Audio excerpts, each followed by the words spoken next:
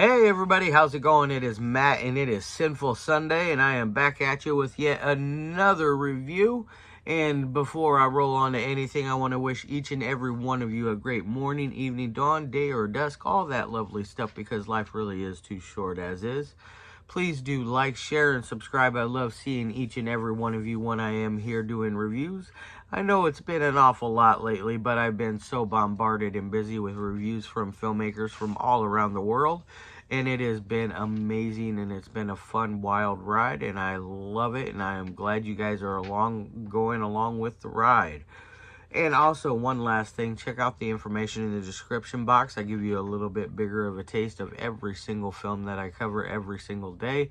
I give you your brief synopsis, your starring cast, your director, runtime of the cut I am watching, MPAA rating, which there actually is one for today's film, which is rated R. What else do we got? We got some trivia if I find anything worthwhile mentioning. A link for a link for either a trailer or a scene from the movie itself, and also I got you a link for a spot where you can rent the movie. Because this one is not out for sale yet. It is only out for online streaming, and I highly, highly, highly recommend checking this one out. It was so much fun. It is a nice little 80s throwback, sleazy throwback to stuff like Aerobicide or Death Spa. You know, it is very fun. You know, I really enjoyed this. Now, what movie is it? It came out this year, 2023. It is none other than Murdercise. Yes, Murdercise. It is very, very fun. It runs at about an hour and 23 minutes, hour and 24 minutes-ish. It is rated R, like I said earlier. It's basically about a group of girls that are working on an aerobics video. And this aerobics video is being funded by a shady family led by Lynn, the ex-pornography star, who did not age very well. Which, by the way, she is very old by now. I think she's in her 70s. So, but she managed to get naked in this movie, which was kind of weird to see that. The last movie I saw her in was Devil's Rejects, where she had a sex scene with Sid Haig, and that was even just like, oh my gosh, Ginger Lynn, you did not age well. I still love you though, but keep your clothes on, babe. Yes. But this thing is chock full of nudity, by the way. So don't watch this with anybody who gets offended with boobies. There's lots and lots of it. Now, these girls they're all vying for the part of cover girl for the aerobics video. We got everything from a very trampy girl to a mafioso girl to a stripper to our main girl, Kansas Bowling, who is a very, very I don't want to say prudish type, but she is very straight-laced and does not really get into the whole showing off skin and all that. You know, she's not a sexual deviant. She is very very straight-laced. She's there strictly for business. She wants the role. She feels like she deserves it. She feels like she's earned it. And she basically goes crazy over the entirety of the film, and you find out, it's no secret once you find out who your killer is. And your killer is basically a morality type killer. Kills people over it's a slasher-esque, like 80s throwback slasher-esque type, where they kill people over bad morals, essentially. So keep that in mind. So it's kind of got it's like sleepaway camp meets death spa, but without a transgendered killer. But it is very, very fun. Now, as far as things go in the story, there's multiple characters. Go away, cat. There's multiple characters that are like I said, vying for this part. The trampy girl who is the main one in lead for the role. She is I can't remember her name exactly off the top of my head, but she is a very funny character. She at one point decides she wants to, they're all having a break, and she decides she wants to break out her latest movie that she made, which is a horror tape, and she talks about how she shows her boobies within the first 5 minutes and this and that, and she gets killed in the movie, and it's absolutely just hilarious tongue-in-cheek type stuff. It is so good. And then she eventually sneaks off with Chuck, which Chuck is one of my favorite characters in the whole movie. Hence why I remember his character's name so easily. He's a wannabe filmmaker. He basically tells everybody that this is his film because he's doing the lights, he's doing all the setup for the stage, he's doing all the just doing all the camera work. He's doing everything essentially, and so he thinks it's his film. He is a very, very funny character, and so he kind of like wanders off with our sultry, slutty aerobics vixen, and she's trying to seduce him, and he's not going along with the ride. It is absolutely hilarious. He gets to the point to where he covers his eyes, and he's like, "No, I will not look at your boobs. I will not look at them, even though I do want to look at them. I will only look at them if they are in a film that I have made." You know, things like that. It is absolutely hysterical, their banter back and forth. It is one of the funniest things. There is so much great banter in this. The dialogue just works. Both Veronica and Paul did a very good job co-directing this film together. I want to see more more of their work. I was kind of thumbing through their website and saw that they have more films on their filmography on there, and I would like to eventually get into more of them. They're a little pricier, high end stuff. They're like boutique label of prices. They're $30 a pop.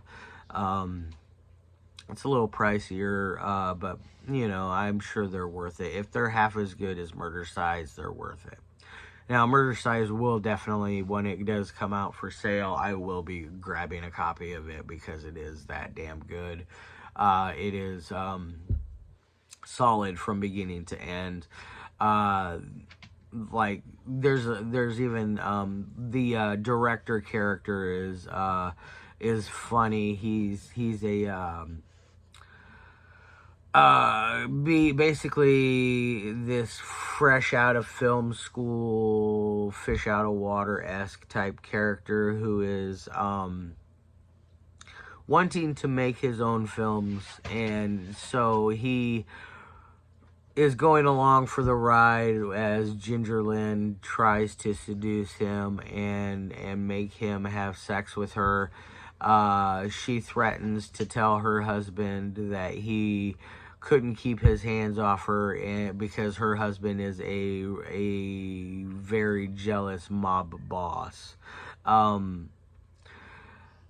And all the while, our director is a gay man, and so it adds a little extra like panache to it. So it's funny. And then our main lead, I don't know what, like not executive producer, but he's one of the main producers of the film. He is this like super sleazy type who is constantly like nervous, very sweaty, skeezy type, you know, one that you just you don't trust. He is just constantly trying to push things past what's going on. Like, every time they find a dead body, he's just like, oh, we'll just move on past it, Granted, it every time somebody ends up getting killed, he just kind of like brushes it off like it's nothing. It's quite humorous. And then, like, as far as like our killer goes, it's funny. Like, the justifications for some of the kills are just so silly and great, and it works perfectly for it. They have Kansas Bowling's character is, like I was saying earlier, she's kind of a square. She's very straight laced. At one point, she becomes very buddy with the mafioso daughter. And the mafioso's daughter, decides she's going to make her up and make her look a little more sultry and slutty looking. And she hands her over a little bit of blow, and she ends up taking the biggest bump of blow I've ever seen in my life. And she's got this big old like puff of cocaine laying along her cheek that she missed, that she didn't snort. And she is just going a million miles an hour, and she is just feeling so good, and she's about to go out and just do everything she can to get this rolling. She's ready to rock. It is absolutely hilarious. Everything about this movie is just so much fun. Now, as far as any kind of technical abilities that this thing goes, it is very technically sound. The camera work is very fun. You get some neat camera angles. You get stuff that is very basic on that as well. There's nothing you're not going to get any crazy like Hitchcockian type camera angles or camera work going on there, which I am perfectly okay with that. I think it would make this movie silly if that were the case. Editing works great. There's no choppy weirdness. The momentum stays perfectly the same.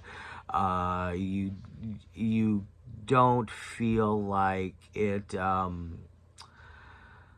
How do I want to say this? You don't feel like it's rushing itself. You feel like it's staying at a nice even keel, a nice even momentum, where it does have its nice little jumps up and down to keep you interested in it all throughout the entire film, which is nice. And I never once got bored with it, so that's very good. Now, as far as dialogue goes, that is also one of my other major key points that I always point out. There's some fun dialogue, like I said, a lot of silly 80s like throwback dialogue, I'm pretty sure they say "rad" a few times. I don't think I heard the word tubular in there once, so it's not fully throwbackable, but no, I'm kidding. But it is very 80s throwback. The dialogue works great. There's lots of great, like I said earlier, lots of great banter back and forth between characters. Kansas's character, the way everybody meshes with her, and the way they dislike her is just perfect, I feel. And now, as far as plot development, it works great. There's no real holes in it that made me feel like, oh, why did they do that, or that doesn't work, or that seems like it wouldn't work, or that is silly or dumb. It didn't feel weird, so that was great as well. It also even kind of like gives off a slight Ryan Nicholson vibe without being as incoherent as a Nicholson film can be. Rest in peace, Ryan Nicholson. I love your films. I think you were an astonishing filmmaker, but some of your stuff was a little incoherent at times. As much as I love Gutterballs, there was parts of that shit that just was wonky as hell.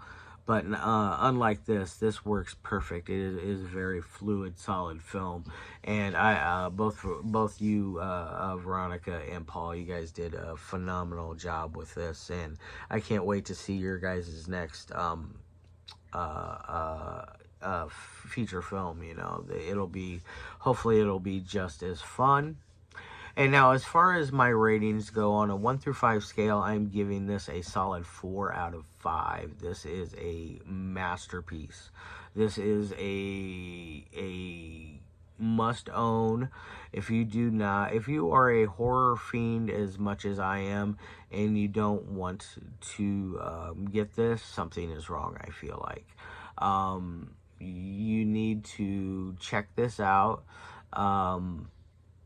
I wanted to watch it like as soon as I watched it the first time. I wanted to re-rent it and watch it again.